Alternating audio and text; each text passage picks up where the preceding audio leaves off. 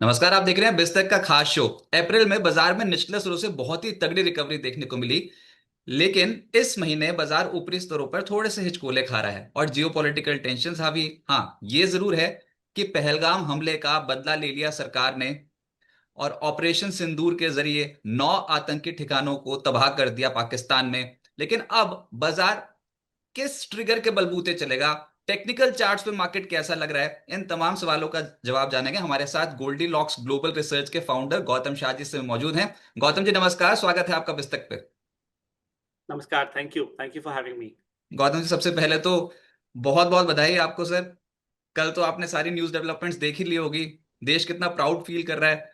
और जब कल आप ये डेवलपमेंट्स देख रहे थे टेलीविजन पे, जब रिकॉर्ड कर करके सरकार ने पेश की एक एक ठिकाने किस तरीके से प्रिसाइज अटैक किया है, तो सबसे पहला आपका कमेंट ऑपरेशन सिंदूर के सक्सेस पर।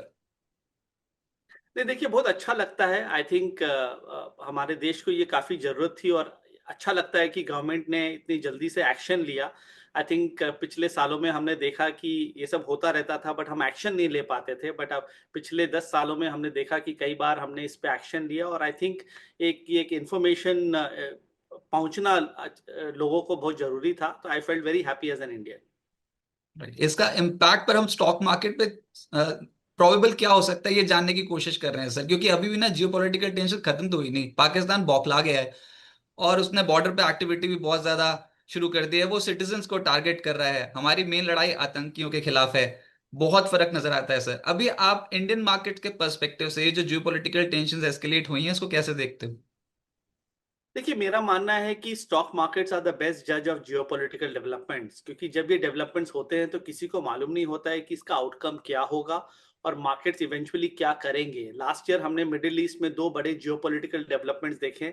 उसमें भी एक डर था कि स्टॉक मार्केट्स गिर जाएगा, बट स्टॉक मार्केट्स एक्चुअली संभल के रहा और वो बहुत बड़ी अच्छी बाइंग अपॉर्चुनिटी थी। मैं पिछले 20 सालों से देख रहा हूँ ये जो इंडिया पाकिस्तान का जो सिचुएशन है, ये देखिए मार्केट को हमेशा डराता है। थोड़ी बहुत वॉलेटिलिटी आती है बट पिछले 20 सालों में हर बार ये एक अपॉर्चुनिटी ही रहा है। हो सकता है कि इस बार कुछ अलग हो, बट जिस तरह का चार्ट एक्शन है, मुझे तो लगता है कि मार्केट काफी संभला हुआ है। मार्केट में एक्चुअली नर्वसनेस है नहीं। और जिस तरह से निफ्टी और जो टॉप 100 स्टॉक्स जिस तरह से स्टेडी है, मेरा मानना है कि मार्केट को लगता है कि सब कुछ ऑन एन ओवरऑल बेसिस ठीक रहेगा। तो मुझे तो मार्केट ओवरऑल अच्छा ही लग रहा है। और लग रहा है कि एक बार 24,500 का लेवल अगर निफ्टी पे निकलता है तो इनफैक्ट 1,000 पॉइंट की तेजी आ सकती है और हमारा वर्किंग टारगेट 25,500 से 25,600 तक है। तो अगर आप प्राइस एक्शन के हिसाब से देखें तो इस मार्केट में पार्टिसिपेट करना चाहिए और आपके व्यूअर्स के लिए यही व्यू रहेगा कि पैनिक ना करें, अपने लॉन्ग टर्म इन्वेस्टमेंट्स को में बने रहिए, एसआईपी में बने रहिए और उसमें कोई चेंजेस मत लाइए। राइट, लेकिन सर यूएस फेड ने इस बार भी ब्याज दरों में कोई भी छेड़छाड़ नहीं की। उन्होंने ये बोल दिया कि जो देखो जीडीपी कितनी कम आई है। स्लो डाउन हम बोल रहे थे आएंगे, डोनाल्ड ट्रंप की जो पॉलिसीज तो वो इन्फ्लेशन को बढ़ा सकती हैं, स्लो डाउन ला सकती हैं, बेरोजगारी दर बढ़ सकती है। तो बात तो वही है ना कि जेरोम पावेल और डोनाल्ड ट्रंप के बीच में ठन गई है। एक बोलता है कि दरें घटाओ, एक बोलता है मैं नहीं हटाऊंगा। क्या लगता है इसका कुछ, ये जो एक सिनेरियो डेवलप हो रहा है यूएस में, इसका कुछ इम्पैक्ट पड़ेगा वर्ल्ड मार्केट्स पे? देखिए, I think it's a battle between economics and politics. और इस बैटल में जनरली थोड़ी सी टाइम लगती है रिजल्ट आने में। बट जैसे मैंने पहले भी कहा, stock market is the best जज। अगर आप S&P 500 को देखें तो पिछले 2 महीने में इतनी अच्छी रिकवरी आई है। 4800 का S&P 500 आज जिस लेवल्स पे है, आई थिंक ये बता रहा है कि मार्केट्स को लगता है कि टैरिफ रिलेटेड जो न्यूज़ फ्लो है वो मोरलेस डाइजेस्टेड है। तो प्राइस एक्शन देख के मुझे लग रहा है कि बाजार यूएस में भी संभल के रहेगा, क्योंकि मैं आजकल टॉप यूएस स्टॉक्स को डेली बेसिस पे देखता हूं तो मुझे लग रहा है कि वहां पर भी अच्छी तेजी बनी रहेगी। डोनाल्ड ट्रंप ने जो किया, मेरे हिसाब से मार्केट ने उसको ऑलरेडी डाइजेस्ट कर चुकी है। अब उसके बेसिस पे वापस मेरे हिसाब से ज्यादा वीकनेस आएगी नहीं। So US markets overall basis पे स्टेडी रहेगा, क्वालिटी अच्छा करेगा। और आई थिंक एक की मैसेज है मार्केट का कि इस एनवायरनमेंट में जहां पर यूएस में इतना हो रहा है, इंडिया में इतना हो रहा है, अगर आप लार्ज कैप्स और क्वालिटी स्टॉक्स में रहेंगे तो आपका पोर्टफोलियो सेफ रहेगा।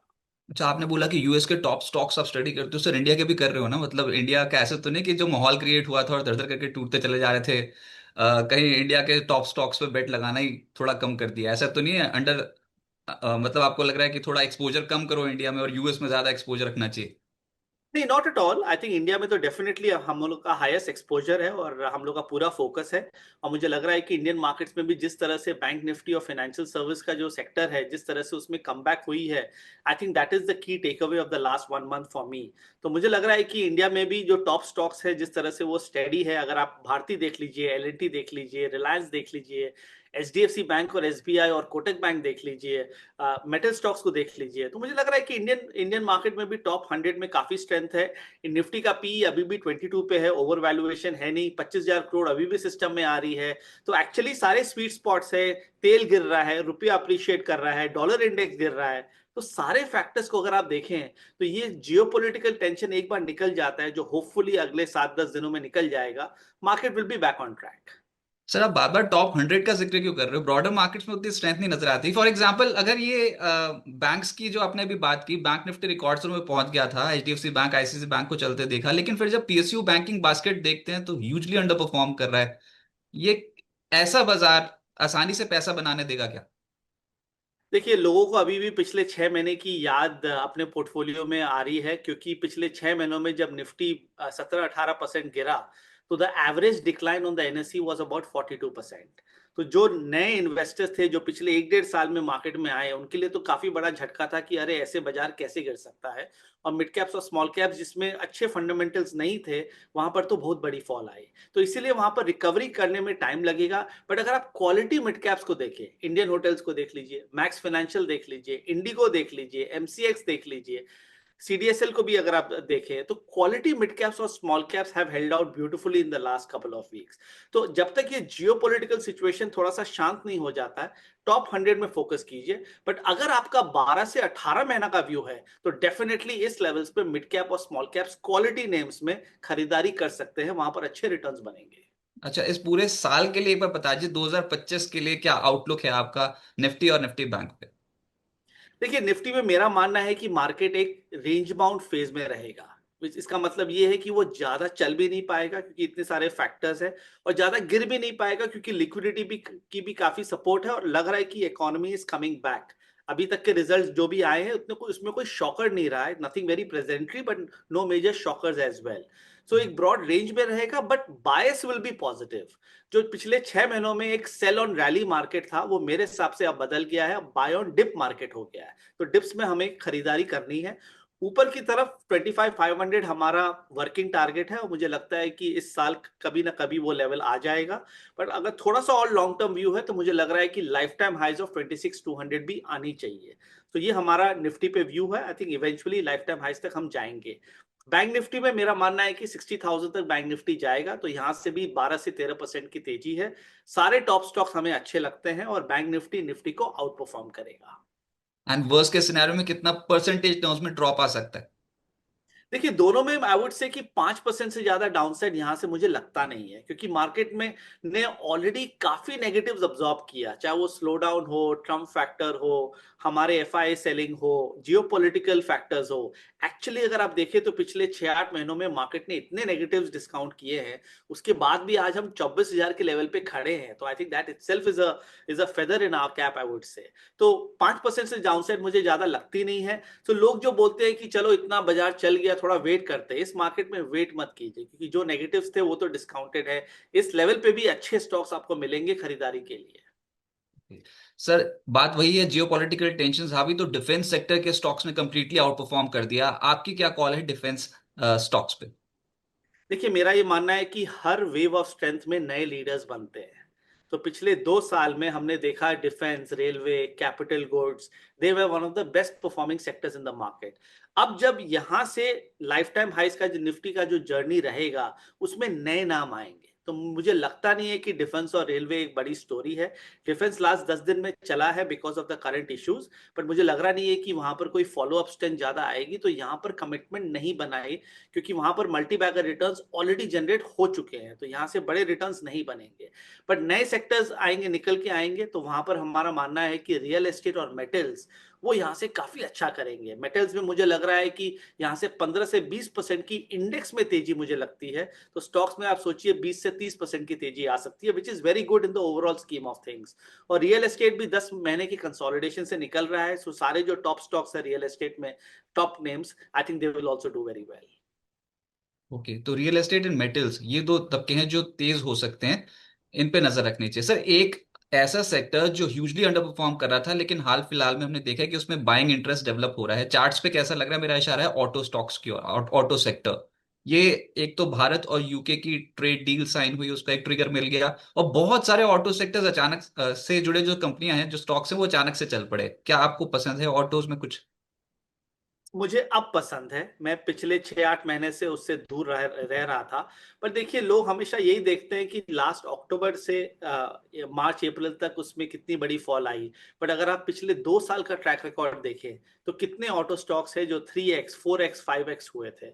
और उस बड़ी मेगा ट्रेंड के बाद उनमें 20 से 40% की करेक्शन काफी नॉर्मल सी थी। तो chartically I think they are looking much more comfortable. Price action मेरे हिसाब से खत्म हो चुका है। सब टाइम करेक्शन में थे, और जो यूके का जो ट्रीटी का जो डील का अनाउंसमेंट है, I think that is a perfect catalyst for autos to now make a comeback. क्योंकि अगर आप टाटा मोटर्स जैसे स्टॉक को देखें, मारुति जैसे स्टॉक को देखें, सब एकदम लुक्रेटिव लेवल्स पे है। तो इस लेवल्स पे ऑटो और textile, two of the biggest beneficiary of the UK India treaty, I think should do very well. तो यहाँ पर डेफिनेटली लॉन्ग टर्म के हिसाब से कमिटमेंट बनाइए। आईटी सेक्टर कैसा परफॉर्म कर सकता है? ये भी तो बहुत बीटन डाउन है, बिल्कुल ही बाइंग इंटरेस्ट नहीं था। क्या अब खरीदारी होगी? देखिए, एक महीने पहले जब हम 21,800 के लेवल पे थे और इतना पेसिमिज्म था मार्केट में कि चलो ये बेयर मार्केट अगले 6 8 महीना 12 महीना चलेगा, तो वहां पर हमने सम ऑफ पार्ट एनालिसिस की। सम ऑफ पार्ट एनालिसिस माने हमने रिलायंस को देखा, बैंक निफ्टी को देखा, आईटी को देखा, एफएमसीजी को देखा और ऑटो को देखा। तो जब जब हमने इन सबको इंडिविजुअली देखा तो हमें लगा कि अरे इनमें तो ज्यादा डाउनसाइड है नहीं, क्योंकि सब में 20 से 25% की करेक्शन आ गई, सब अपने लॉन्ग टर्म सपोर्ट पे थे। तो सम ऑफ पार्ट एनालिसिस के हिसाब से हमें लग रहा था कि 21,800 22,000 के नीचे निफ्टी जाना बहुत डिफिकल्ट है, और वहां से हमने बड़ी तेजी देखी। इसका बड़ा कंट्रीब्यूटर आईटी इंडेक्स है, 31,500 उसका लॉन्ग टर्म सपोर्ट था। उस लेवल से ये निकल के आया है। सारे ट्रंप रिलेटेड न्यूज फ्लो को इसने डाइजेस्ट किया है। इकोनॉमिक हेडविंड्स जो भी थे उनको भी डाइजेस्ट किया है। लग रहा है कि worst is over. Price action अच्छी है, और यहां से भी समझे 10 से 12% की तेजी आईटी इंडेक्स में आएगी। मगर आईटी एक ऐसा सेक्टर है जो थोड़ा सा वॉलेटाइल रहेगा, तो वहां पर थोड़ा सा केयरफुल चलिए, क्योंकि यूएस में अगर कुछ होता है तो इमीडिएटली इनको इम्पैक्ट हो जाती है। I rather be more I'll be more happy committing into stocks which have less to do with the foreign businesses and the foreign soil. So keeping that in mind, IT, financial services, PSU and metals मेरे हिसाब से better picks है। अच्छा, stock specific हम नहीं जाएंगे, मतलब target stop losses नहीं पूछेंगे आपसे, लेकिन फिर भी अगर कुछ पोटेंशियल कैंडिडेट्स हैं जिसके ऊपर बहुत स्ट्रांग आपका कॉन्फिडेंस है, तो वो हमारे साथ शेयर कर दीजिए, व्यूअर्स की उससे मदद हो जाएगी। देखिए, जैसे मैंने कहा, मेरे जो टॉप 5 सेक्टर्स है उसमें मैं क्वालिटी स्टॉक्स में रेकमेंड करूंगा कमिटमेंट। पिछले 2 साल में हम मिड कैप्स और स्मॉल कैप्स में काफी एग्रेसिव थे। बट अभी जिस तरह का मार्केट एनवायरनमेंट है, मुझे लगता है कि आपको मार्जिन और सेफ्टी रखना बहुत जरूरी है। क्योंकि कल अगर मार्केट में थोड़ी बहुत नीजक रिएक्शन आ जाए तो आपको क्वालिटी स्टॉक्स ही बचाएगा। आपके जो जो बी ग्रेड मिड कैप्स और स्मॉल कैप्स हैं, जहां पर एक्सेस रिटर्न बन सकता है, मगर वहां पर रिस्क रिवॉर्ड भी उतनी अच्छी नहीं है। सो अगर आप फाइनेंशियल सर्विसेज में देखें तो HDFC Bank, Kotak Bank, ICICI, SBI, I think these are all names that are setting up really well. Metals में Tata Steel, JSW Steel, SAIL, Hindalco, I think these are stocks that we really like from a long term perspective. PSU में अगर आप देखें तो NTPC, Power Grid, BPCL, HPCL के काफी अच्छे charts है। रियल एस्टेट में जो टॉप नेम्स हैं, DLF, Godrej properties, Lodha developers. तो आप देखेंगे कि जो भी मैंने अभी नाम लिए सब एकदम टॉप क्वालिटी है। These are not recommendations, pure observations for your viewers.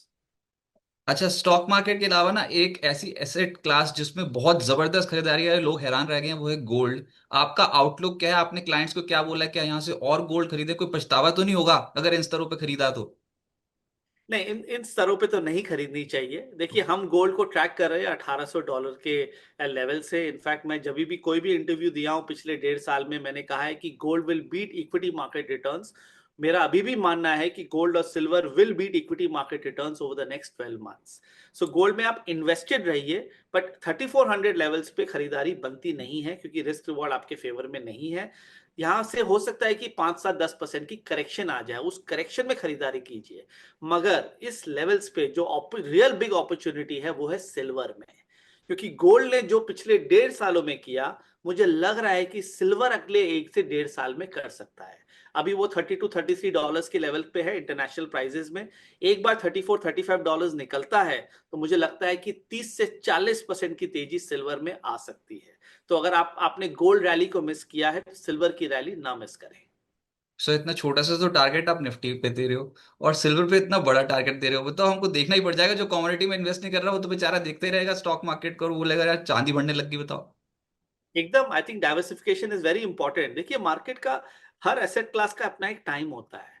Gold gold अगर आप 10 साल का ट्रैक रिकॉर्ड देखें तो 6 साल 7 साल उसने कुछ नहीं किया, और जब ट्रेंड आई तो 2 साल में उसने 7 साल का अंडर परफॉर्मेंस कवर अप कर दिया।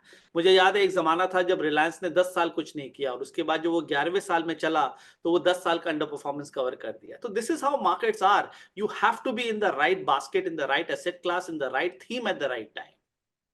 राइट सर, एक एसेट क्लास फिर अंडर परफॉर्म कर रहा है, दैट इज क्रूड। ये इतनी बुरी पिटाई हो रही है, ओपेक ने प्रोडक्शन बढ़ाया बढ़ाया क्या, बार बार बढ़ा रहे हैं वो प्रोडक्शन, तो उसका इम्पैक्ट है क्रूड बिल्कुल। इस समय कोई ऐसा बाउंस शो नहीं करेगा क्या, ये बिल्कुल ही ऐसा पड़ा रहेगा $61-62 के आसपास? नहीं, खराब रहेगा और नीचे जाएगा। और देखिए इंडिया के इकोनॉमिक्स के हिसाब से, स्टॉक मार्केट के हिसाब से तो ये अच्छी न्यूज है। और जिस तरह से ये $68 के नीचे नाइमेक्स क्रूड सस्टेन कर रहा है, मुझे लग रहा है कि बहुत बड़ी ब्रेकडाउन ऑलरेडी आ चुकी है, और ये धीरे धीरे $53 तक जा सकता है। तो यहाँ से 10 से 15% की डिक्लाइन मुझे अभी भी क्रूड में लगती है। अब कई लोग बोलते हैं कि इसका कारण है कि ग्लोबल रिसेशन हो सकता है, बट मार्केट में लिक्विडिटी इतनी स्ट्रांग है कि क्योंकि क्रूड गिर रहा है उसके कारण आप इक्विटी मार्केट्स पे बेरिश नहीं हो सकते हैं। That is one thing. Secondly, Indian rupee का जो अप्रिसिएशन है, आई थिंक ये पहली बार 10 साल में ऐसा हो रहा है कि हमने इतनी अच्छी अप्रिसिएशन देखी, और मुझे ये सस्टेनेबल अप्रिसिएशन लग रही है। And I want to compliment the RBI governor with all the efforts that he's put in and all the stance that he's taken in the last 1 month. और जो डॉलर इंडेक्स है जो 9900 पे चल रहा है, ये बहुत इंपॉर्टेंट एक्सटर्नल मेट्रिक्स होती है। अगर ये 99 के नीचे जाता है तो डॉलर इंडेक्स में 10% की फॉल आ सकती है। तो ये जो तीनों एक्सटर्नल फैक्टर्स है जिसके बारे में मैंने अभी बात किया, this is very positive for our market for the next 6 to 12 months। निवेशकों के मन में ना थोड़ा घबराहट तो होगी, क्योंकि जो 2024 में जो खरीदा था वो ही नहीं बिका, तो नया कैसे खरीदें, यही सोच सोच के बहुत डर लगता है। सर इन्वेस्टर्स का कॉन्फिडेंस बढ़ा दीजिए, और जो अब मार्केट की रैली जिनसे मिस हो गई इसी उम्मीद में कि और नीचे जाएगा और नीचे जाएगा, वही सोचते रह गए, तो उनके लिए सही स्ट्रैटेजी क्या होगी? देखिए एक तो आपको इंडिया को एक लॉन्ग टर्म स्टोरी समझ के चलना पड़ेगा, क्योंकि पिछले 20 सालों में कोई भी करेक्शन 9 से 10 महीने से ज्यादा लास्ट किया नहीं है। ये ट्रैक रिकॉर्ड है, मैंने देखा है कि पिछले 20 सालों में हर करेक्शन एक सपोर्ट लेवल पे आता है, उसके बाद वो घूम जाता है। अब जरूरी नहीं है कि ये अगले 20 सालों में भी ऐसा चले, but the key point is India as a growth story. आपको एसआईपीज में इन्वेस्टेड रहना है और आपको लॉन्ग टर्म इन्वेस्टमेंट उसी में मिलेगा। सेकेंडली, आपको क्वालिटी स्टॉक्स में रहना है, अच्छे थीम्स में रहना है, क्योंकि अगर आपने थीम करेक्ट पकड़ ली तो आप उस थीम का अगर आप सबसे खराब स्टॉक भी खरीदे तो तभी भी आपका पोर्टफोलियो आउट परफॉर्म करेगा। और मेरे हिसाब से financial services is the theme of the next 1 year. तो इसमें फोकस रखिए। अभी तो बड़े स्टॉक्स चल रहे हैं, धीरे धीरे छोटे स्टॉक्स भी चलेंगे। राइट गौतम सर, बहुत शुक्रिया अपना समय बिस्तक को देने के लिए और अपने व्यू स्टॉक मार्केट पे शेयर करने के लिए। Thank you sir. Thank you so much.